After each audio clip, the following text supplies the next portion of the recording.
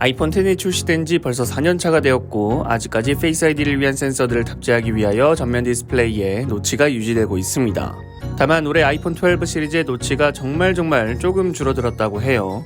11까지 노치의 크기가 100이면 12 시리즈의 노치는 99.5 정도로 살짝 줄어들었는데 노치의 근본적인 개선은 아니고 각진 디자인 그리고 바디의 곡률이 변경되면서 눈으로는 구분되지 않을 만큼 살짝 줄어들었다고 합니다. 제발 좀 개선이 있었으면 하는데 매년 나오는 이야기라 희망 고문에 가깝지만 아이폰 13은 노치의 사이즈가 줄어들 것이라는 이야기가 나오긴 했습니다. 다만 여태까지 나왔던 이야기랑은 다르게 좌우 사이즈가 줄어드는 것이 아니라 상하 높이가 줄어든다는 건데 이것에 대해서 또 반복된 이야기가 나왔습니다. 기즈 차이나의 보도에 따르면 내년 출시 예정인 가칭 아이폰 13은 노치의 사이즈가 줄어들고 라이다 스캐너 탑재 라인업을 확대할 것이라고 합니다. 보도 내용에 따르면 올해 아이폰 12 시리즈는 프로 모델만 라이다 스캐너를 탑재했지만 내년 아이폰 13 시리즈에는 일반 모델까지 라이다 스캐너의 탑재를 확대한다고 합니다. 작년과 다르게 올해 아이폰 12 시리즈는 프로 모델의 수요가 상당한데 그 원인에는 라이다 스캐너도 기여를 한 것으로 판단했고 일반 모델에도 확대를 한다는 겁니다. 일반 모델에도 라이다 스캐너를 탑재하기 위하여 미국의 공급업체가 추가 계약을 맺은 상태이고 그리고 우리가 가장 궁금해하는 노치 사이즈,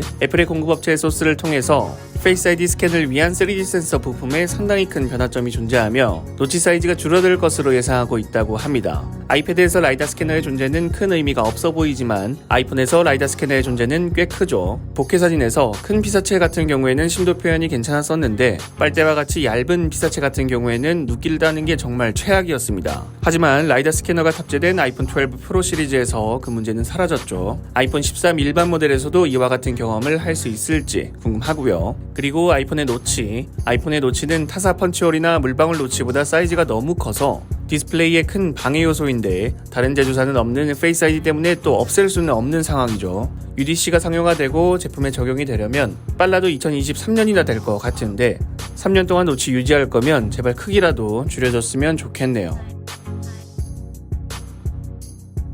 갤럭시 S21 시리즈는 플라스틱 재질, 메모리 용량 감소 등등 여러 부분에서 원가 절감이 이루어지고 출고가가 낮아질 것으로 예상되는 가운데 출고가에 대한 이야기가 나왔습니다. 인도 IT 매체 9일 모바일의 단독 보도로 갤럭시 S21 시리즈의 가격에 대한 이야기가 나왔습니다.